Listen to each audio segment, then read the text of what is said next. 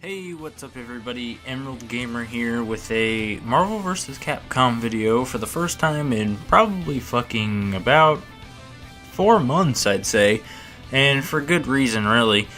Now, I've said this voice line over and over and over again, but news kept coming up, and now this is like the 4th time I've made this actual video because content and inside scoops from other people have been heavily pushed out lately, and I really wanted to wait until about a month until the game came out, but sadly because of those setbacks it's a little bit later.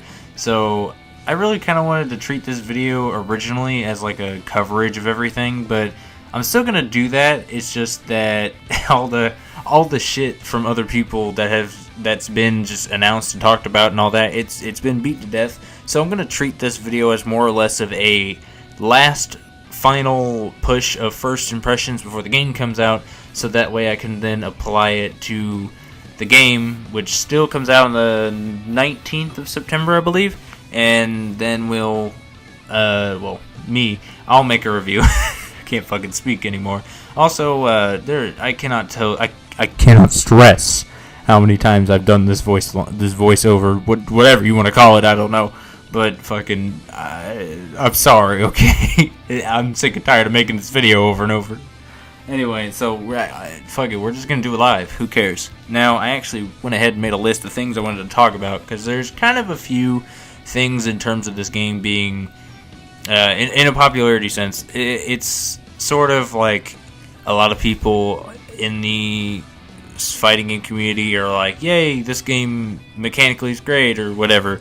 And then there are a lot of people who are giving this game absurdly negative, just trashing it immediately before it's even out, really. We don't even ourselves know anything too extensive about the game, I feel like, unless some people have like an extreme inside scoop, but I wouldn't doubt that there are.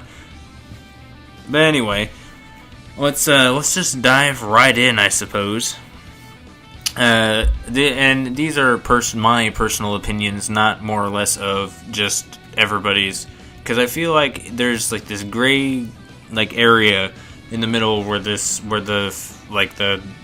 hate or love lies in this game, and it kind of their decisions have kind of confused me. I can't fucking speak, and yeah. So I'm just gonna kind of start off with probably I'd say the PR. Or promotion, or quote-unquote leaks that were supposed to happen, and or reveals in certain ways. I feel like they just didn't do it right, and something just definitely felt weird about it. They did do a few trailers. They did the story mode trailer, which was pretty hype, and then they announced a couple things out of game content, like the collector's edition, which, by the way, I may or may not have canceled my collector's edition pre-order, but that's okay. And just more along the lines of, we were, for a while, a lot of people, not just me, ironically, were in the dark about sort of the roster of this game, in the sense that, for whatever reason, they had this weird obsession with doing, like, of course it was a creative way of doing it, but they would hardly really talk about it after they would release them, and they were these cool / lame, however you want to view it, comic book covers basically promoting the game with various different characters, in which I believe some of them, like, on the covers were actually their official reveal or announcement for the game itself. And a lot of this went pretty silent, especially to me, because I used to read comics quite a bit, but I kind of stopped paying attention to them. I don't know if these are official comics or anything, but I just noticed that they're here and they exist. And I would be watching somebody else's content, and they'd bring it up like it was old news, look at it, and come to think that it's like really like, oh, it's newish, but the news was really like a month old or so. So I was like super behind on this, and I had no idea. I was left in the dark. I was worried the game was going to have like 6 characters, and that's an exaggeration, by the way. And I don't know. It was fear striking. I don't know if that is a thing. I don't know. But nonetheless, it's kind of there, I guess. But transitioning into the roster of things, it was very concerning, like I said, with the whole 6 characters and whatnot. A lot of people are confused on why they picked who they did on both sides, as a matter of fact. I feel like they, on the Marvel side, they definitely tried to shoot for the Disney Marvel Cinematic Universe, which is very, very apparent in the choice, which I will pull up the roster here in a moment. You'll see it. And on the Capcom side, they picked a lot of returning characters from Marvel vs. Capcom 3, which in a way kind of made me, it was a bittersweet feeling, because that was the game that kind of got me into Marvel vs. Capcom. I don't at all have any really real memory of playing number 2 ever, and honestly, I really do love number 3. Number 3 is honestly one of my favorite fighting games of all time. But regardless, the point I'm trying to make is that the rosters in these games are known for being phenomenally gigantic, and it didn't really sink in. But here I'm gonna show the E3 build of the game. I think it has pretty close to 20 something characters, maybe a little bit less, maybe a little bit less, and just kind of see. There's obviously spaces missing. There were a lot of characters that were either being worked on or weren't ready to be announced yet. And then here is the current build that we're looking at, which is 30 characters minimum, plus 6 DLC characters. And when you think about it, 30 seems to be kind of the norm for fighting games nowadays. Now, whenever you look at the other Marvel vs. Capcom games, you kind of notice that they sort of increase in size as they go on, with the exception of Marvel 1, which ironically I couldn't find a good screen cap of Marvel 1's roster, or one that worked anyway. But just as a comparison to make more sense out of it, here's Marvel 2's roster. Take a look at that. That is, I think, 56 or something 64 characters, something like that. And then here is, this is future me putting up these pictures, by the way. Obviously it's in time and I'm being redundant at this point, but whatever.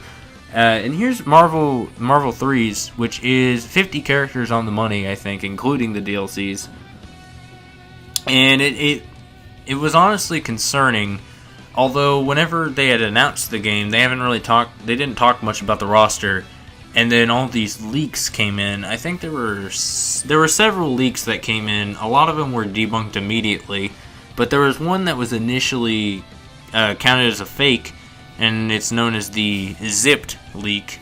It's the most popular one, and it seems to be the most accurate. Although there are a few that it seems to have overcounted the roster quite a bit in terms of what we have currently. And maybe not quite a bit, but just a tad. A little bit. Just missed it by a wee bit. And it's honestly upsetting looking at it that it was correct almost 100% all the way through. And some of them might even still be DLC. So technically this leak is still relevant, even though we have all the base roster characters here. Because we still don't know about the 4 other DLC characters, which could be literally anything, honestly. I think one of them is definitely rumored to be, I shouldn't say definitely, but is rumored to be Venom as one of them, and maybe, I can't remember what the other one is. I think it's a Monster Hunter, I'm pretty sure. I think both of those are on the Zip League. I could be horribly wrong about that. But nonetheless, the disappointing enough, along with Sigma and Black Panther, I feel like the DLC characters are sort of going to be either released all at this 2 at a time or 1 every now and then or something. I don't know how it is since they already announced 2 of them, but I'm going to assume that they're going to announce them 2 at a time and then kind of just go every other month, kind of like how they do Street Fighter V, which is kind of disappointing but gives the game a tad bit of longevity, considering that the game is probably going to be, I think Sigma and Black Panther are at launch characters, so I think should be pretty good in terms of roster size as the normal basis for fighting games goes. And I feel like we shouldn't have any problems there. I just wish there was more opportunity, such as unlockable characters or something along the lines. But then again, we don't know 100% about the entire game, nor are there plans for the future after release, so we'll have to see. Now, moving on to the newest news, which I kind of wanted to just include in itself. sorta, in a way, and also just kind of integrate it on my thoughts on the gameplay as we go. They announced gameplay, they showed off gameplay in a trailer for Jeddah, Dormammu, Ghost Rider, and Firebrand. And they all, it seems to be that all the returning characters, specifically from Marvel 3, seem to work a little bit differently, with the exception of what I think I've seen so far as Arthur is the only one that doesn't seem too different. And clearly Ryu, but he's very obviously in every single one of them, so we can't necessarily count that as a returning character from 3 specifically. But a lot of them seem to be playing a little bit differently, and their gimmick, for their move list seems to be more aligned with the specific style of fighting rather than how they were in the last game, in which they were some of them were all over the place. Like Firebrand, for example, he has a brand new super level 3, and it's pretty nice. Previously he didn't have that, but now he does, and it's honestly, it just kind of completes the character a little bit more. He has a little bit more, he's a little bit less focused in the air and more about transitioning from the air to the ground, which I kind of enjoyed in the trailer a little bit. But I feel like he still might have some of those combos just a tad, maybe tweaked a tad, a little bit. Next we have, Ghost Rider. I didn't really get anything of him that was too unique, because it was hard to show off in just a picture without having to, straight up steal a trailer and get flagged for this. So I wasn't about that, so I'm literally just gonna talk about it. But he seemed to be about sort of attacking. In number 3 he was pretty slow, but his range was pretty ridiculous. Now I feel like he's doing a lot less damage than he was in number 3, but his striking speed is ridiculous now. He had a combo, a special combo that he used for an input, and it was just a flurry of just nonsense, faster than literally anything he's ever done in the other game. So I feel like he's more about keeping your distance a little bit. He's a mid-ranger, I guess, in a sense, which is pretty unique, because I don't think we have that very many mid-rangers in this roster, so it worked out pretty well. Doctor Strange seemed to have something a little bit more this time around. What you're looking at, this very low-res picture, because for some reason the power of my screen could not handle it for whatever reason. Don't know why, but it's just this giant flurry of lasers. Don't know how we're going to dodge that at all, except for just block it. And I don't know how exactly that's going to work with transitioning and switching and stuff, considering that it's all over the place. So needless to say, other than that, Doctor Strange pretty much plays the same, and he kind of feels a little busted, just saying. What else that was noteworthy? Dormammu definitely has been changed quite a bit. Some of his moves are the exact same, just slightly shortened. Specifically the black hole, I think, was a little bit shorter from what I could tell, which was quite an annoying move to just launch off constantly. Although he did have this new move with these weird red bramble things, and he was basically dragging them and doing slight damage, I think, if I remember correctly. And he also had a move where he made spikes appear on the ground and thus made him, whoever he was fighting, I think it was Ghost Rider, to the other side of away from him. So Dormammu has kind of been changed a little bit to kind of alter the positioning of your opponent while you're fighting them to kind of keep them on their toes. So I guess you could use the black hole as a neutral positioning, per se. Just kind of say that's what that's for, I guess, other than damage, obviously. And then he has moves to push you away and do damage, and pull you in and do damage, which is definitely going to be helpful in a lot of combo chains, especially with the new switching and how that works. And we're definitely going to get a lot out of that, I'd assume. But moving on just a tad, because there's not really too much to talk about Jeddah, to be honest. He seems to play pretty unique, although I feel like they just kind of used Jeddah to kind of show off the new Infinity Stone, which seemed really broken and is probably going to be the meta stone to pick, other than the Reality Stone, which both of those were shown off just recently, sort of, in what they do anyway, specifically. The Reality Stone is sort of like how Amaterasu worked in Marvel vs. Capcom 3, in a sense. So they're in spirit, not there in the roster, or at least that we know of. And it's just like a flurry of elements, projectiles that kind of show up, of different elements. And it seemed to be a lot of like putting on a lot of pressure whenever it was used. The gameplay that this was taken from was from like an actual match and not like a trailer, like show off trailer. So it was, it definitely had some substance there, and it was pretty good with pressure. Along with the other one, the Soul Stone, the yellow one, gives you automatic lifesteal whenever if you hit it with it. It's like a whip effect sort of thing that just kind of like saps a little bit of health. Looked like 20%. I don't know if it's 20% of what you've taken or 20% total. I wasn't paying attention to that, nor could I really figure it out. It kind of happened all too quick, really. Couldn't really figure that out. But a lot of people are kind of forgetting in the community of this game that the Infinity Stones have more than just one function. A lot of people are just looking at the storm, the Infinity Storm, which is the usual like big effect, changes everything, all that stuff. And on like they all of them have like you can use it, and it's like a short burst of whatever, and it's usually helpful in a lot of cases, and a lot of people are just kind of sleeping on that for whatever reason. I cannot tell you, but a lot of people are just forgetting about that mechanic, and I feel like that's honestly a little bit game changing, that you don't have to just wait until it's fully charged. You can use it whenever you need it, and it'll help. It might be a game changer, who knows, but it might also screw you over in the sense that you don't have the storm active. So we'll have to see. Also, just side note, I got a little bit of a taste of character themes from some content. I don't remember where, but it's very slight, but it's also a nice touch. Characters whenever you use your Infinity Storm, whatever character theme, like whoever uses it, it starts playing their character until the next storm happens or until someone's KO'd. And I honestly think that's quite a nice touch, because in Marvel vs. Capcom 3, the soundtrack was phenomenal. And I kind of hoped that it would continue in terms of how good it was. And I think I heard Morgan's and X's, Mega Man X's. And I was super impressed.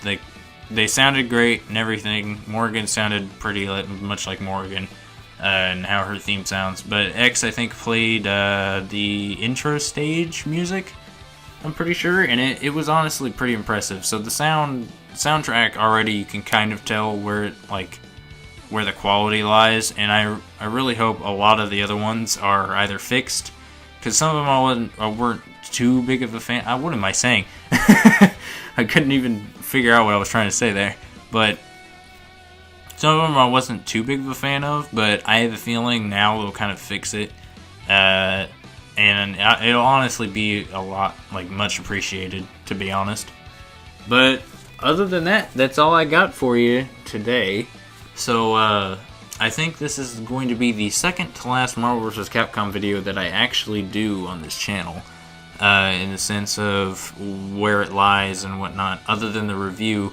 There might be one more, but it's not more or less of talking about the game. It's more or less of a comparison of something else, which I will get to very, very soon. So anyway, my name is Emerald Gamer, and I'll see you later. Oh, wait a minute, hold on. Just give me a second. I forgot. Follow us on Twitter. Follow us on Twitch, please. Good lord. Just do it. Unless you already are, then good for you, I guess. Make 6 other accounts and follow us. Mineral Gamers is the tags for both of those. And then, as always, a like and a subscription will always move us forward and push us to go to even greater heights and whatnot. I don't know why I said greater, weird. But that's about it, and I'm getting tired of doing this video. Now, if it ends up weird, this video is scrapped and you'll never see it. Just joking, I'll do it one more time. Maybe. Alright, see y'all later.